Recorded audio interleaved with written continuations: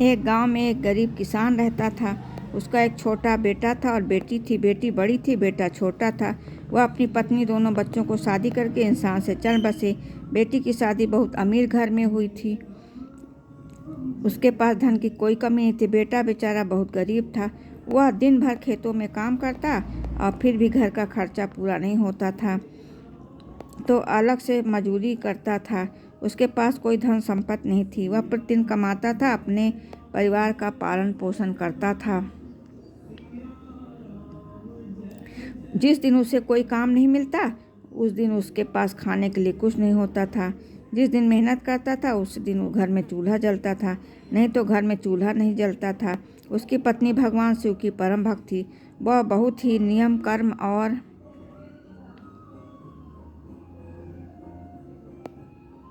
पूजा पाठ करने वाली थी। वह प्रतिदिन भोलेनाथ के मंदिर जाया करती थी और वहाँ वह पहले मंदिर की सफाई करती थी, फिर भोलेनाथ की पूजा करती थी। भगवान भोलेनाथ में बहुत ज़्यादा श्रद्धा विश्वास होने के कारण उसे अपनी गरीबी से कोई शिकायत नहीं थी। घर की हालत चाहे जैसी भी हो, वह पूजा पाठ जरूर करती थी। इसलिए गरीब होते हुए भी उसके बच्चे संस्कारी थे। वह थोड़ा भी गुजारा करके अपने पति के साथ खुश थी। दूसरी तरफ जो उसके पति की बहन थी, अपने अमीर होने के कारण बहुत घमंडी थी।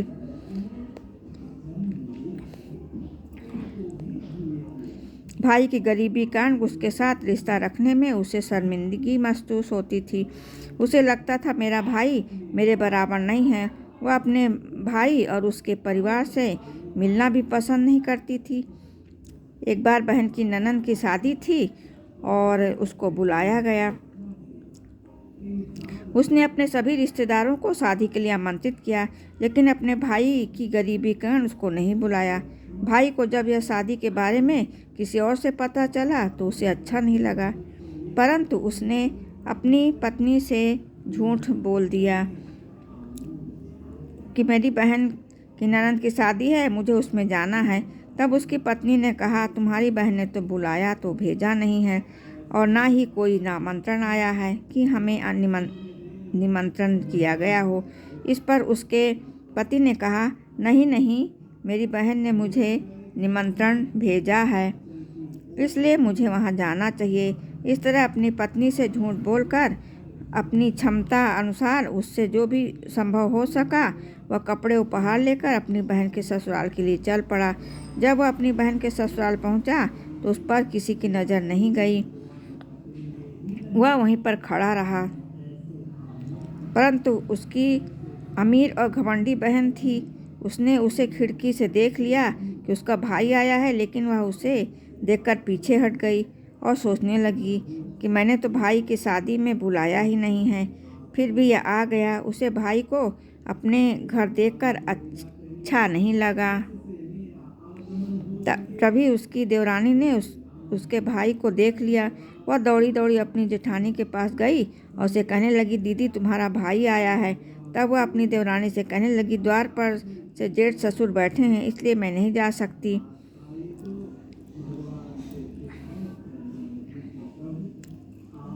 मुझे उनसे शर्म लगती है। तुम मुझे यह बताओ कि मेरे भाई का भेष कैसा है और वह क्या लेकर आया है। तब उसकी देवरानी कहने लगी, दीदी तुम्हारे भाई ने तो बहुत ही मेले से कपड़े पहने हुए हैं, जो जगह जगह से घिसे हुए हैं। उनके हाथ में एक थैला भी है जिसमें उसने कुछ रखा हुआ है। यह सुनकर उसकी बहन कहा कि तुम जाओ और मेरे भाई को पीछे के दरवाजे से घर से अंदर भेज दो। अब उसकी देवरानी गई और उसके भाई को पीछे के दरवाजे से भेज दिया। भाई आते हुए रास्ते भर यह सोचता रहा कि वह बहुत दिनों के बाद बहन से मिलने आया था, तो बहन मुझसे मिलकर बहुत खुश होगी, लेकिन पैसों के घमंड से अंधी बहन ने भाई की भावनाओं को नहीं समझा। भाई के अंदर आने पर उसने भाई को पानी तक नहीं पूछा, ना ही बैठने को कहा।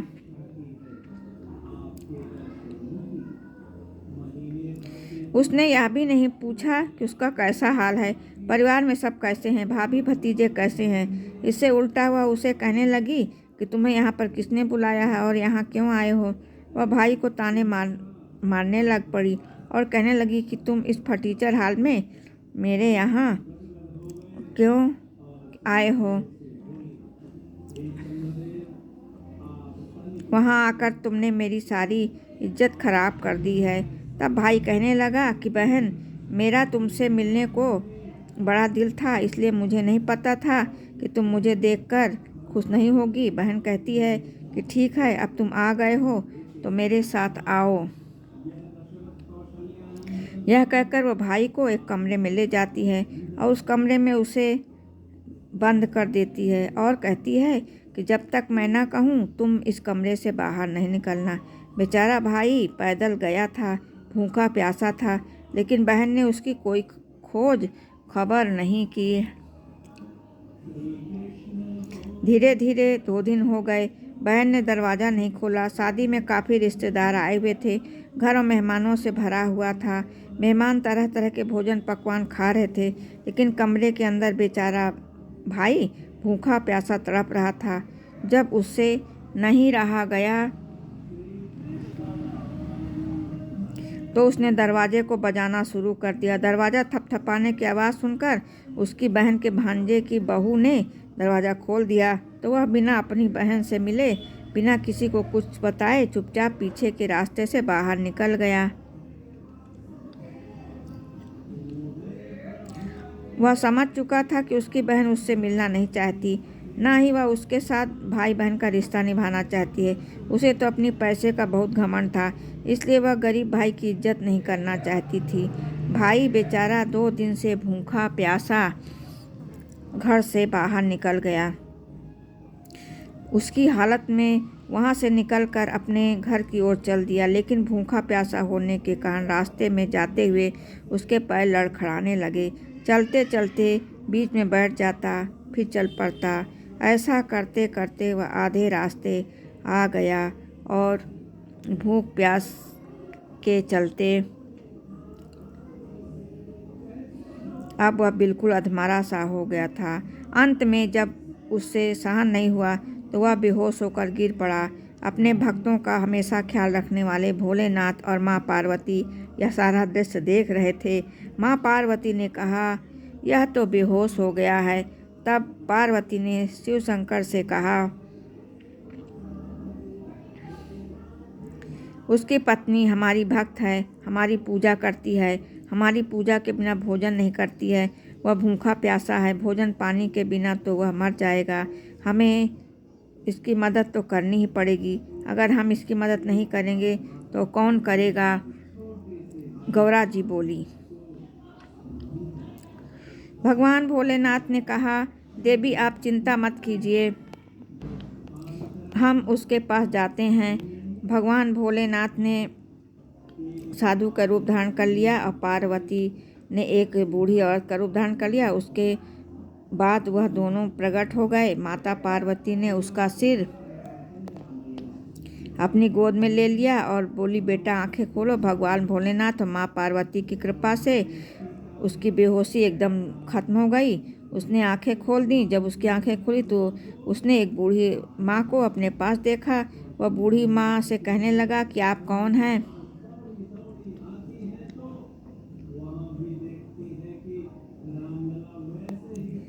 तब वह बूढ़ी माँ कहने लगी कि मैं इसी जंगल में रहती हूँ। जब मैंने तुम्हें गिरते देखा तो मैं तुम्हारे पास चली आई।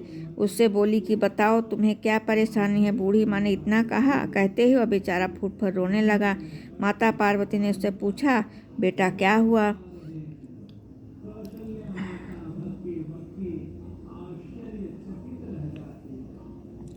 तुम क्यों रो रहे हो? तब वह माता से कहने लगा, मैं अपनी बहन से बहुत प्यार करता था। मेरी बहन की ननद की शादी थी, उसने मुझे शादी में बुलाया, लेकिन भाई होने के नाते जाना जरूरी समझा।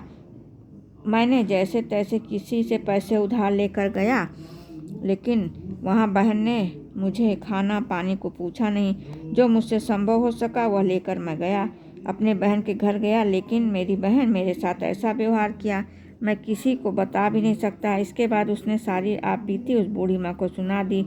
वह रोने लगा, कहने लगा कि जब मैं घर जाऊँगा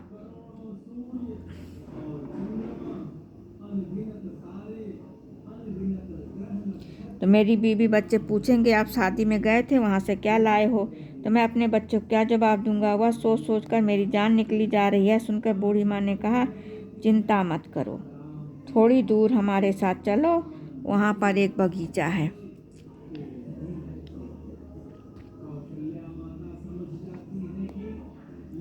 बगीचे में तरबूज ककड़ी लगे हुए हैं, तुम तरबूज ककड़ी तोड़ लेना और अपनी थैले में भरकर अपने घर ले जाओ। तब वह बोला, हाँ माँ, ठीक रहेगा। उस बूढ़ी औरत की बात मानकर उसने अपने थैले में तरबूज ककड़ी तोड़कर भर लिया और घर की तरफ चल पड़ा।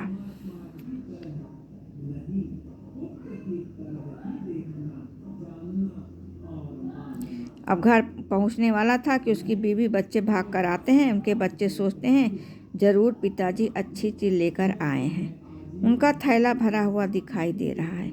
बुआ तो बहुत पैसे वाली, इसलिए बुआ ने हमारे लिए ज़रूर कुछ अच्छे अच्छे उपहार भेजे होंगे। वह सोचकर बच्चे पिता को घेर लेते हैं। पत्नी भी हाथ में पानी का गिलास लेकर आती है और कहती है कि दीदी ने ऐसा क्या दे दिया कि थैला भरा हुआ है। अब वह बेचारा अपनी पत्नी को क्या बताता। वो कहने लगा कि जो भी दिया है सब इस थैले में रखा है।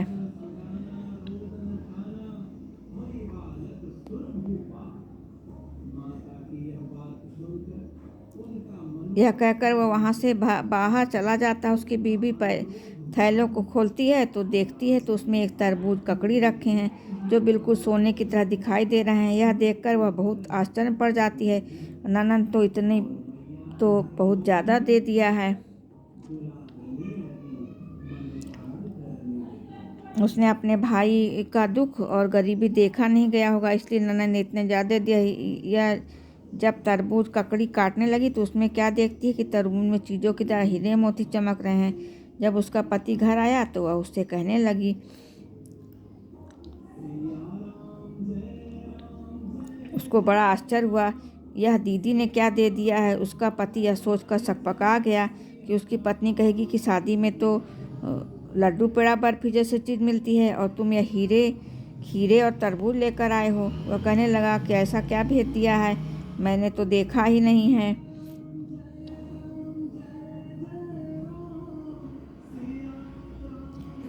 तब वह बोली कि ज़रूर दीदी के तुम पर दया आ गई है, देखो उन्होंने हमारे लिए कितना धन भेजा है। इतना धन भेजने की क्या ज़रूरत थी, ज़रूर उसमें अपने भतीजे और भाई को दुख नहीं देखा गया होगा। हमारी ननद कितनी अच्छी, उन्होंने हमारा दरिद्रता दूर कर दिया। इस तरीके से बहुत पैसे वाले बन गए। अब काफ़ी दिन हो गए। अब गरीब भाई ने यह राज अपनी पत्नी को नहीं बताया। भाई ने अपनी पत्नी को नहीं बताया तो पत्नी के मन में तो यही था कि हमारी ननद की वजह से हम पैसे वाले बने हैं।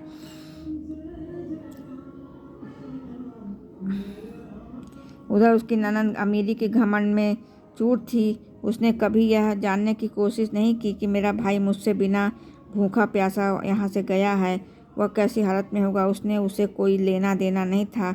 उधर भाई की पत्नी उस पर जोर दे देकर कहने लगी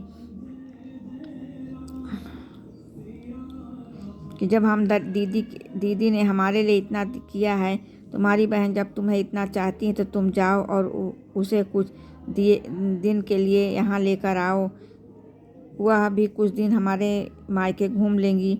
तब उसका भाई कहने लगा, ठीक है, मैं अपनी बहन को लेकर आऊँगा। अब भाई के पास भी काफ़ी पैसे थे। वो अच्छे कपड़े पहनकर तैयार हुआ और बहन के लिए अच्छे अच्छे उपहार खरीदे और सब लेकर अपनी बहन के ससुराल की तरफ चल दिया। जब वह अपनी बहन के घर पहुंचा तो उसकी देवरानी ने उसे देखा तो वह भागकर उसकी बहन के पास गई और जेठानी से कहने लगी, दीदी तुम्हारा भाई आया है। तब भी वह घमंडी बाहर कहने लगी कि मेरा भाई आया है तो किस वेश में आया। उसकी देवरानी कहने लगी, तुम्हारा भाई तो रेशमी वस्त्र पहने हुए है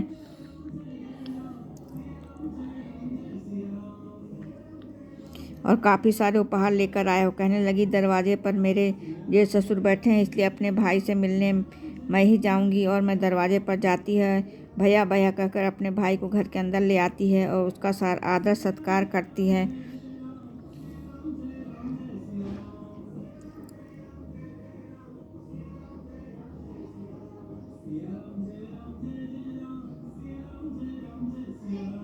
यह देखकर उसका भाई सोचने लगा कि बहन कितना बदलाव आ गया है। अब मेरे पास कुछ नहीं था तो बहन मुझे कुछ पानी भी नहीं पूछा, आज मेरे पास धन है तो वो कितना खातिर कर रही है, लेकिन उसने यह सब मन में ही रखा। फिर वह अपनी बहन से बोला कि बहन, तेरी भाभी बहुत जिद करती है और कुछ दिनों के लिए तुझे बुला रही है। तब बहन बोली, हाँ भाई, मुझे भी अपने मायके के लिए बहुत दिन हो गए हैं, मैं भी चलने के लिए तैयार हूँ। मायके के लिए तैयारी करने लगती है।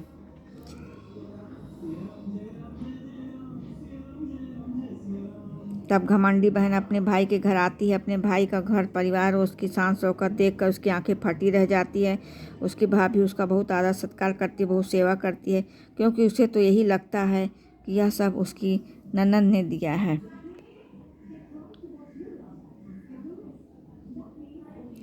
और कि अपनी ननद की वजह से वह आज इतने अमीर हुए हैं, पैसे वाले हैं। उनके दुख के दिन बीत गए।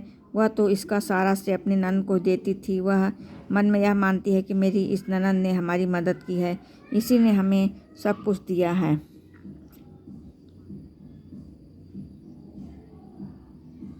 सोने के तरबूज और हीरे मोती भेजे हैं, अगर मेरी ननद धन नहीं भेजती तो हम लोग ऐसे गरीब रहते। यह सोचकर अपनी ननद की हर मुराद पूरी करती है। उसकी ननद कहती है, मुझे यह साड़ी खरीदनी है और वह मुझे लेना है, तो वह फरमाइश करती।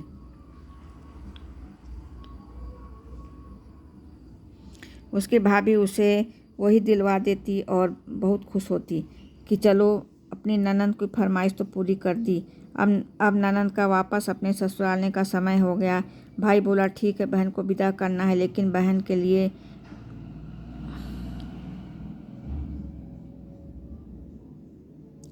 एक जोड़ी जूते बनवाना चाहता हूँ। वह एक मोची के पास गया। मोची से उसने कहा कि भैया, एक जोड़ी जूते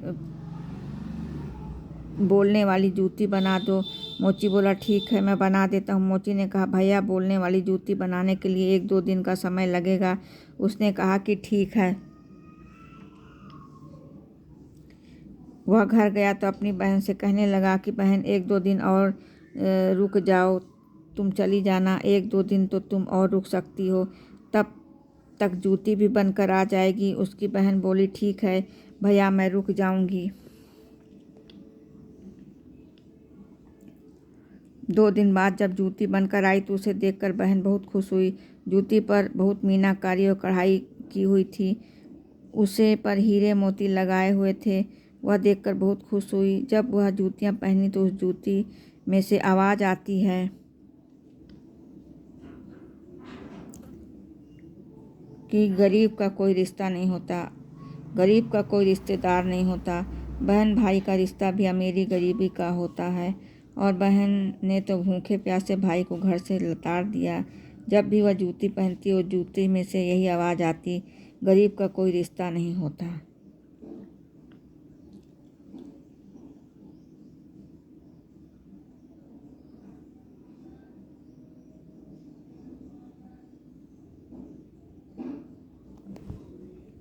इस तरह से जूती तरह तरह की बातें बनाती। जूती की यह बातें उसके भाई की पत्नी ने सुन ली।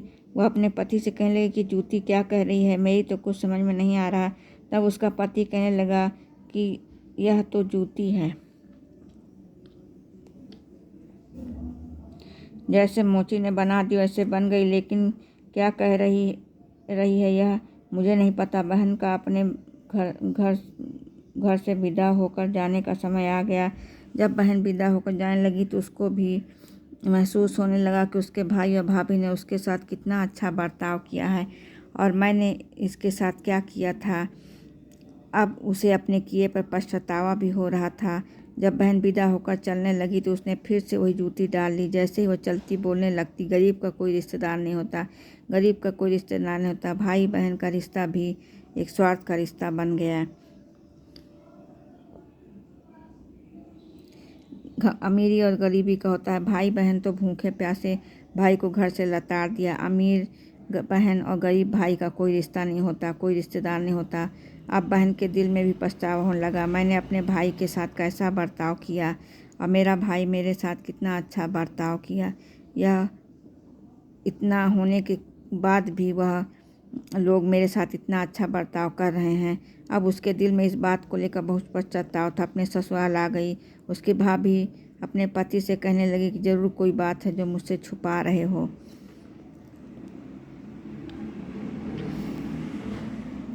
तब उसका भाई बोला कि तुझसे कोई बात नहीं छुपा रहा हूँ।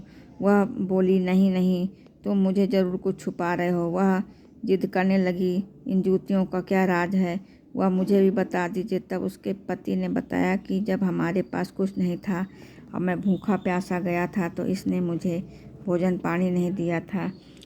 जब मैं अपनी बहन के घर उसकी ननद की शादी में गया तो बहन ने कोई आदर सत्कार नहीं किया था। मेरी बहन ने मुझे एक गिलास पानी तक नहीं पूछा था और मुझे कमरे में बंद कर दिया था। मैं 2 दिन तक भूखा प्यासा बंद कमरे में रहा।